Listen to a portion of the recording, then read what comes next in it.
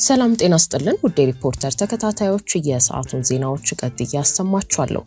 በውጭ ሀገር የምትኖሩ ኢትዮጵያውያን እና ለዓለም አቀፍ ተጓዦች ሁሉ ወደ ውድ ሀገራችሁ ለረፍትም ሆነ ለስራ ጎራ ስትሉ ባንካችን ከእሁድ እስከ እሁድ በሁሉም የሀገሪቱ አካባቢዎች የሚያገለግሉ ኤቲኤሞችን አዘጋጅቶ ይቀበላችኋል። በውጭ ሀገር ቪዛ፣ ዩኒየን ፔይ አሊያም ማስተር ካርዳችሁ በመላው ኢትዮጵያ ያሻችሁን በእጃችሁ በሸመታ ጊዜም ቢሆን በፖዝ ማሽኖቻችን ስትገለገሉ ግብይታችሁ አልጋ ባልጋ ነው። ምስጉን በሆነው አገልግሎታችን ገንዘቦን በፈለጉት ጊዜ ያገኙታል።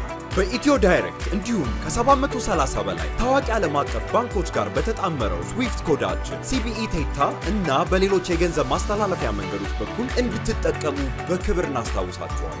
በረጅም ጊዜ ክፍያና እጅግ አነስተኛ በሆነ ወለድ ለቤት፣ ለመኪና፣ ለግል ጉዳይ እና ለንግድ ሥራ የሚውሉ የብድር አማራጮችንም እነሆ እንላለን። የኢትዮጵያ ንግድ ባንክ ሁሌም የሚተማመኑበት ባንክ። የልዩ መለያ QR ኮድ ደረሰኝ ህትመት ችግር የተፈጠረው በስርጭት ምክንያት መሆኑ ሚኒስቴሩ አስታወቀ።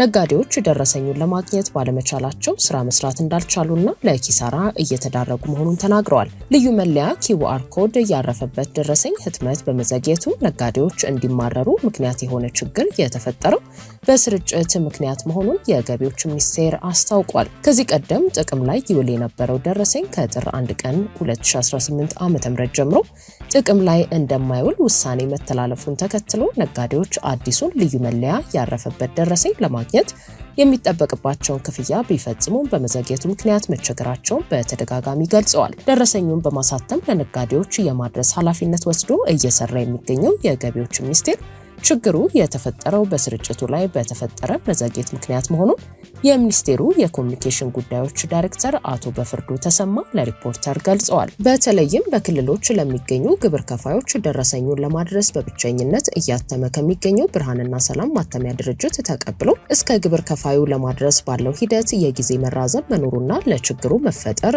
ምክንያት መሆኑን ዳይሬክተሩ ተናግረዋል። ችግሩን ለመፍታት ሚኒስቴሩ ቅርንጫፍ ጽሕፈት ቤቶች ድረስ በአካል በመገኘት የሚከታተል ቡድን ከአንድ ወር በፊት ማቋቋሙንና ቡድኑ ባደረገው ክትትል ችግሮቹ የሚፈጠሩት የታተሙትን ደረሰኞች ለግብር ከፋዩ በማድረስ ሂደት ላይ በሚያጋጥም የስርጭት ችግር መሆኑን ይህንን ለመፍታትም በብርሃንና ሰላም ማተሚያ ድርጅት በአካል በመገኘት ጭምር እየተቆጣጠረ እንደሚገኝ ገልጸዋል። የኤክሳይዝ ታክስ ተመዝጋቢ ግብር ከፋይ ነጋዴዎች መሆናቸውን ጠቁመው ከጥር 1 ቀን 2018 ዓ.ም ጀምሮ በእጃቸው የሚገኘውን ደረሰኝ እንዳይጠቀሙ በመከልከሉ ያመረቱትን ምርት ለሽያጭ ለማቅረብ መቸገራቸውን እየገለጹ ናቸው። ቅሬታ አቅራቢዎቹ ለሪፖርተር እንደተናገሩት አዲሱና ልዩ መለያ ያረፈበት ደረሰኝ እንዲታተምላቸው የገቢዎች ሚኒስቴር ለብርሃንና ሰላም ማተሚያ ድርጅት ደብዳቤ ከጻፈላቸው 1 ዓመት አካባቢ እንደሆነና እስካሁን ድረስ ደረሰኞቹ ታትመው ሊደርሷቸው አልቻሉም። የኤክሳይዝ ታክስ ተመዝጋቢ ግብር ከፋዮች መሆናቸውን የተናገሩት ቅሬታ አቅራቢዎቹ በብርሃንና ሰላም ማተሚያ ድርጅት እንዲታተምላቸው የታዘዘው ደብዳቤ መዘግየቱንና ስራ ለመስራት መቸገራቸውን አስመልክተው ለገቢዎች ሚኒስቴር ቢያስታውቁም ለማተሚያ ቤቱ ደብዳቤ ከመጻፍ ውጪ እነሱን ማዘዝ አንችልም የሚል ምላሽ የተሰጣቸው መሆኑን ተናግረዋል።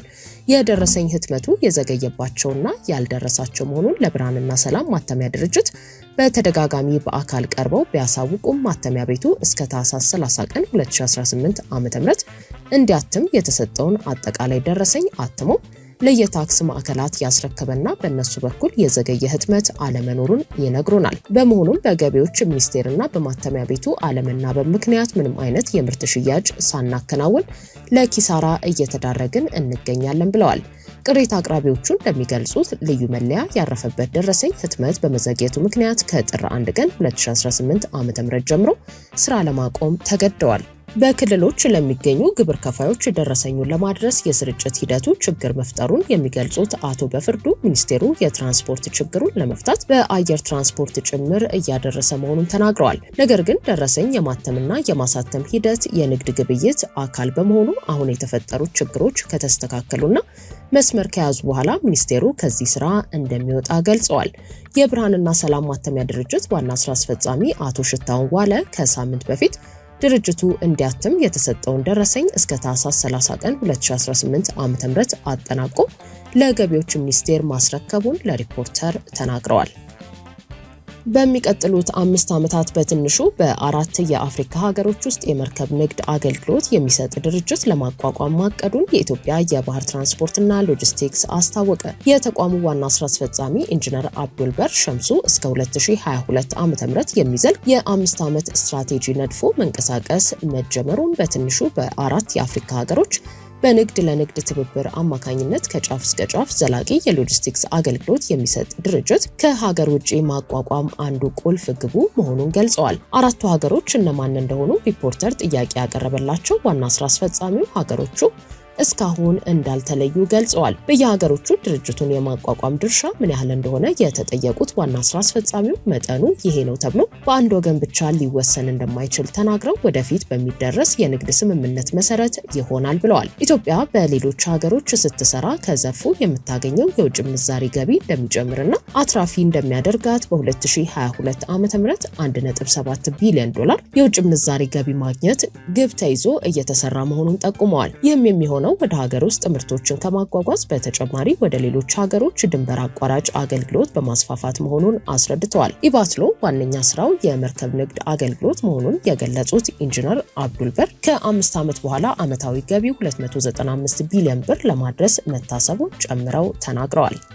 ኢሰመጉን በህግ ለመጠየቅ እንቅስቃሴ መጀመሩን የቤንሻንጉል ጉሙዝ ክልል አስታወቀ። የኢትዮጵያ ሰብአዊ መብቶች ጉባኤ የቤንሻንጉል ጉሙዝ ክልልን አስመልክቶ ያወጣው መግለጫ ከእውነት የራቀና ሚዛናዊ ባለመሆኑ ጉዳዩ በህግ እንዲታይ እንቅስቃሴ መጀመሩን የክልሉ ኮሚኒኬሽን ቢሮ አስታውቋል። የቤንሻንጉል ጉሙዝ ክልል ኮሚኒኬሽን ቢሮ ኃላፊ አቶ መለሰ በየነ ለሪፖርተር እንደተናገሩት የቤንሻንጉል ጉሙዝ ክልል ህገ መንግስት ለግጭቶችና ለዜጎች መፈናቀል ምክንያት እየሆነ ይገኛል ሲል ኢሰመጉ ያወጣው መግለጫ ሚዛናዊ ያልሆነ ግልጸኝነት የጎደለውና ክልሉን የማይወክል ነው ብሏል። ኢሰመጉ በጉዳዩ ዙሪያ የሚመለከታቸውን የመንግስት አካላት ሳያነጋግርና በቂ ጥናት ሳያካሂድ የአንድ ወገን መረጃ ላይ ተመስርቶ የተዛባ ሪፖርት ማውጣቱ በምንም መስፈርት ተቀባይነት የሌለው ነው ብለዋል። ኢሰመጉ ያወጣውን ሪፖርት አስመልክቶ ክልሉ መግለጫ ከመስጠት ይልቅ ጉዳዩ በህግ እንዲያዝ ለማድረግ እንቅስቃሴ ጀምሯል ያሉት አቶ መለሰ በክልሉ ነዋሪ የሆኑ የተለያዩ ብሔረሰብ አባላት መብቶቻቸው ተጠብቀውላቸው በክልሉ ውስጥ በሚገኙ በየትኛውም አካባቢዎች ተንቀሳቅሰው እየሰሩና ሀብት እያፈሩ እንደሚገኙም ተናግረዋል። ኢሰመጉ ልዩ ጥንቅር ያለውንና የሀገር ውስጥ ተፈናቃዮችን በተመለከተ ያከናወነውን ባለ 134 ገጽ ሪፖርት ጠቅሶ ሪፖርተር ጋዜጣ ረቡዕ የካቲት 4 ቀን 2018 ዓ.ም በሰራው ዘገባ የቤንሻንጉል ጉሙዝ ክልል ህገ መንግስት አንዱን ባለቤት ሌላውን ሰፋሪ አድርጎ የሚገልጽ መሆኑንና ይህ አይነቱ ድንጋጌ አንደኛና ሁለተኛ ዜጋን የሚፈጥር ለግጭት የሚጋብዝ ነው። በክልሉ ህገ መንግስት አንቀጽ 2 መሰረት በርታ፣ ጉሙዝ፣ ሽናሻ፣ ማኦና ኮሞ ብሔረሰቦች ብቻ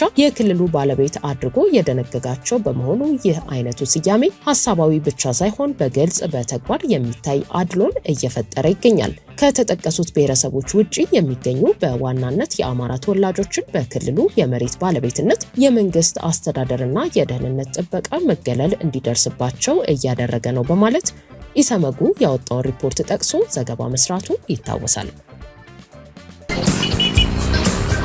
በፍጥነት ደርሰው ወዲያው ሰምተው ወዲያው ጠቅ ክፍል አድርገው ወደ ጉዳያቸው ሽውልም ይላሉ። የዚህ ሁሉ ሚስጥሩ ጠቅ ክፍል ነው። እርሶም በስልኮ ላይ የሚጠቀሙትን የየትኛውን ባንክ መተግበሪያ QR ኮድ ስካነር ከፍተው በኢቲ QR ወደ የትኛውም የአገልግሎት ሰጪ የፋይናንስ ተቋም ጠቅ ክፍል ሲያደርጉ ክፍያው በቅጽበት ይፈጸማል። ተናባቢ ኢቲ QR በኢቲ ስዊች የቀረበ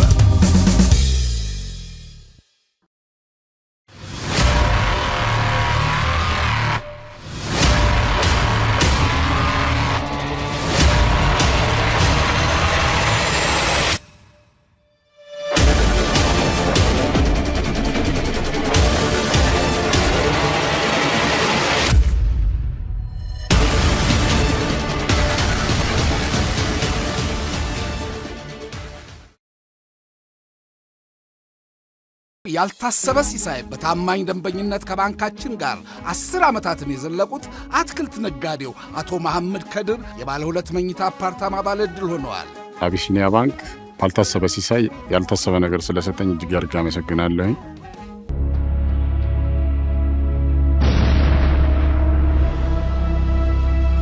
የነበረውት እንዳልነበር ሲሆን እኛ ከጎኑ አለን። ክፉን በሩቅ ያርገው እንጂ ሕይወት ንብረቱ አደጋ ላይ ቢወድቅ ፈጥነን እንደርስልዎታለን። ሐዘንዎን በደስታ ትካዜውን በፈገግታ ለመቀየር ሁሌም ዝግጁ ነን። ከእኛ ጋር ሲሰሩ የጠፋው ይተካል፣ የወደመው ይገነባል፣ በሐዘን የጠየመ ፊቶ በደስታ ይበራል፣ የቀደመ ፈገግታውን እንመልሰዋለን። አዋሽ ኢንሹራንስ